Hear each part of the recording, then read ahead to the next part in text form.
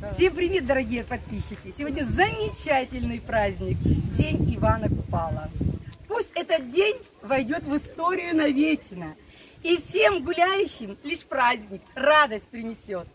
А гости, которые приехали сюда, пусть веселятся все беспечно, никто, надеюсь, грустным нынче с праздника Ивана Купала не уйдет. Чтоб торжество продолжить, как полагается, через костер нам прыгать предлагается. Будем прыгать? Будем. Если будет костер. А я надеюсь, что будет.